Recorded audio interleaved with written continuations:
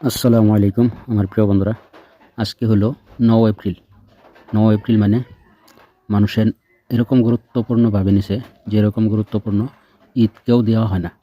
তো কথা হলো যে বহুত মানুষ বিদেশের থেকে লাখ লাখ টাকা খরচ করে ভাড়া দিয়ে, ট্রেনের টিকিট না পায় প্লেনের ভাড়া দিয়ে তারা ভোট দেওয়ার জন্য ঘরে আসছে।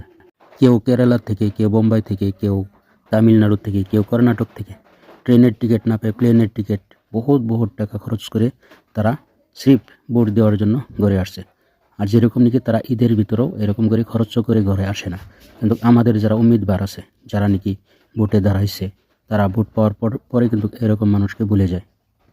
ভোটের আগের দিন পর্যন্ত তারা ভোটারকে মর্যাদা দেয়, ভোটারের ঘরে ঘরে যায়, ভোটারের হাতে পায়ে ধরে তাদেরকে বলে আমাকে সেবা করার জন্য আমাদেরকে সুযোগ করে দিন। কিন্তু রেজাল্ট হওয়ার পরে যখন তারা এমএলএ, মন্ত্রী, মিনিস্টার হয়ে যায়, তখন কিন্তু তাদের আর খোঁজ থাকে না। তো আমার এই ভিডিও করার উদ্দেশ্য এটাই, যারা নাকি ভোটে দাঁড়াইছেন যে কোনো পার্টির থেকেই হোক, যখন আপনারা জয়যুক্ত হবেন তখন কিন্তু এইরকম মানুষগুলোকে আপনারা মনে রাখবেন, এইরকম মানুষগুলোকে আপনারা মর্যাদা দেবেন। আর তখন এইরকম মানুষকে আপনারা কিন্তু ভুলে যাবেন না।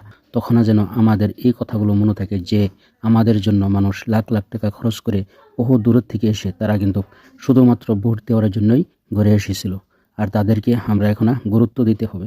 ঠিক আছে, সবাইকে অনেক অনেক ধন্যবাদ জানালাম।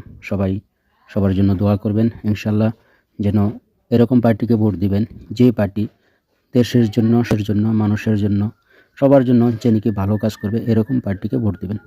ঠিক আছে, তে এখানেই আজকের মতো। সবাইকে অনেক অনেক ধন্যবাদ।